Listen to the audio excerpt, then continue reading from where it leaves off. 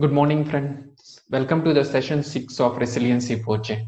Thank you for watching my previous sessions. In the previous sessions, we have seen various patterns like circuit breaker, rate limiting, retry, and multiple patterns. So in this session, we are primarily focused on how do you club multiple patterns and apply it on a common function or on a common service. In this session, we are going to not talk about circuit breaker or rate limit. If you watch my previous tutorials, you'll understand. Here, the primary focus is I want to apply rate limit and circuit breaker combined together on a particular function. So combining multiple aspects or multiple patterns, here we are going to focus. It's a very trivial thing to do. It's like you can use with annotations. Only one catch there. I'm going to explain you when I'm walking you through the code, you can understand what is the thing which you need to focus.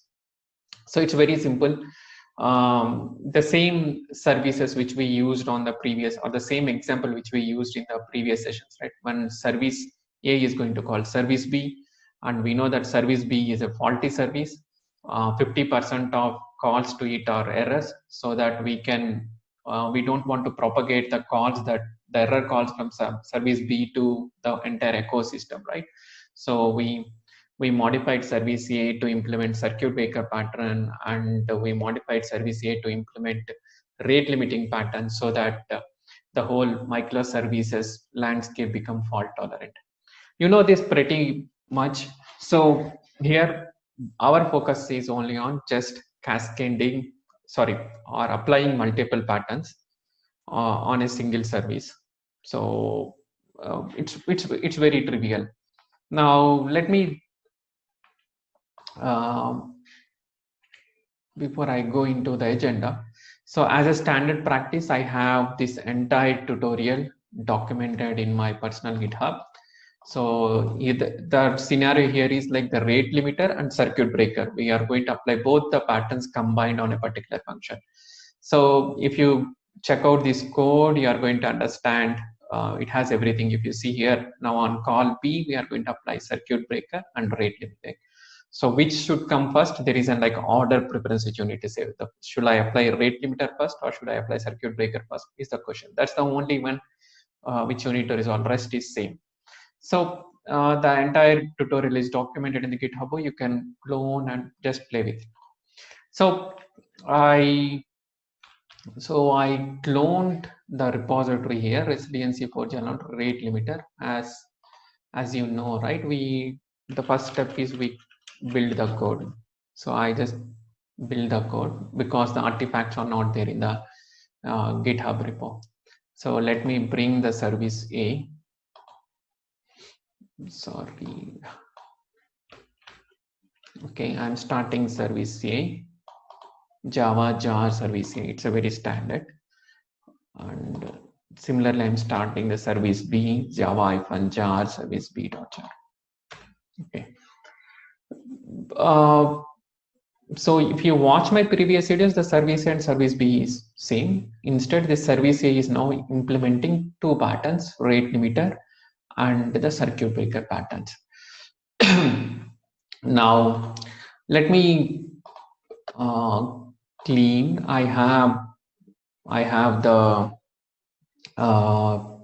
JMX file of JMeter. You know, right? I am using JMeter to make a HTTP calls to the service A API. So the same thing, I have a rate limiter circuit breaker combined. This JMX file, this script, the JMeter script where you can run. So understand here what I'm doing is here I am the 11 clients or 11 requests we are calling on the service A, greeting. Okay, great greeting message. So essentially we are going to call greeting message, which is going to call service B and return the response post. So I'm going to call service A 11 clients without any ramp up period and one time. So 11 calls, 11 greeting messages comes to the service A.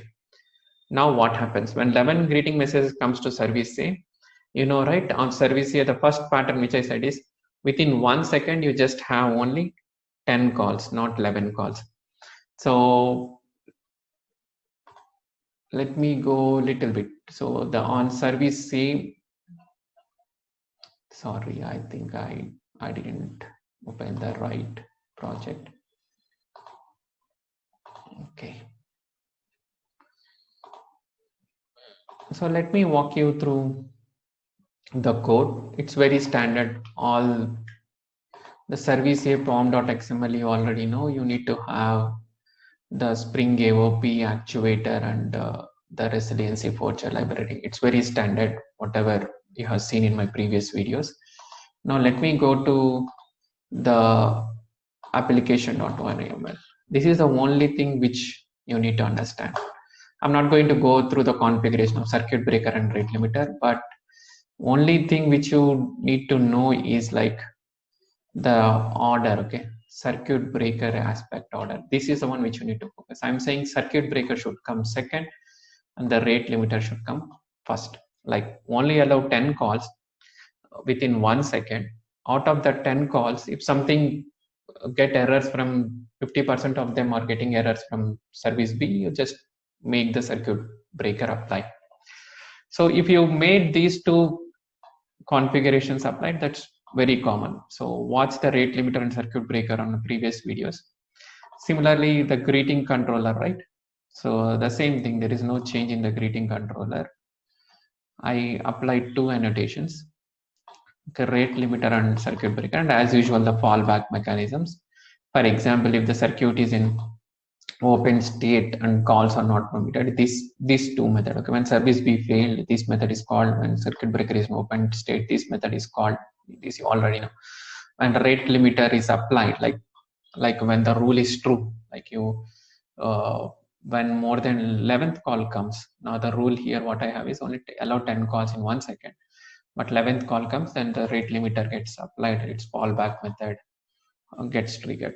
So now let us do the same. As a standard practice, I clear all the things and run the call. Make 11 calls to service A. So view results in tree. You can see that one call got failed.